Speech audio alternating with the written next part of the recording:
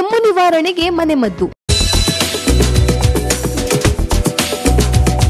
ಕೆಮ್ಮು ಎಲ್ಲಾ ವಯಸ್ಕರಲ್ಲಿ ಬರುವಂತಹ ಕಾಯಿಲೆ. ಆದರೆ ಇದು ಶೀತ ಸಂಬಂಧಿತವೋ ಅಥವಾ ಉಷ್ಣ ಸಂಬಂಧಿತವೋ ಎಂಬುದು ತಿಳಿಯುವುದು ಒಳಿತು. ಉಷ್ಣಯುಕ್ತ ಕೆಮ್ಮು ಇದ್ದಾಗ ಆಯಾಸಪೂರ್ಣ ಕೆಮ್ಮು ಬರುತ್ತದೆ. ಶೀತ ಕೆಮ್ಮು ಎದೆಯಲ್ಲಿ ಹೆಚ್ಚು ಬೇನೆಯುಂಟು ಮಾಡಿದರೆ ಒಣ ಕೆಮ್ಮು ಕಂಠನಾಳಕ್ಕೆ ತೀವ್ರ ಬಾಧೆ ನೀಡುತ್ತದೆ.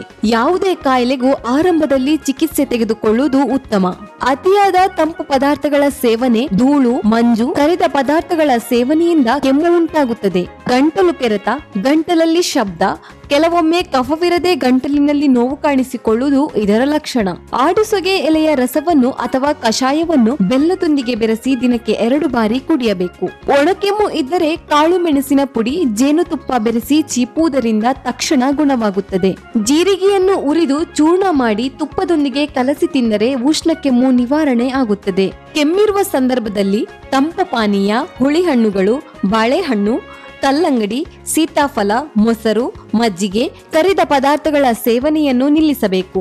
ಹೊಗೆ, ಧೂಳು ಮತ್ತು ಧೂಮಪಾನ ಸೇವನೆ ಮಾಡಬಾರದು. ಹೆಚ್ಚಿನ ಸುದ್ದಿಗಳಿಗಾಗಿ ನಮ್ಮ ಚಾನೆಲ್ ಅನ್ನು ಲೈಕ್ ಮಾಡಿ, ಸಬ್ಸ್ಕ್ರೈಬ್ ಮಾಡಿ.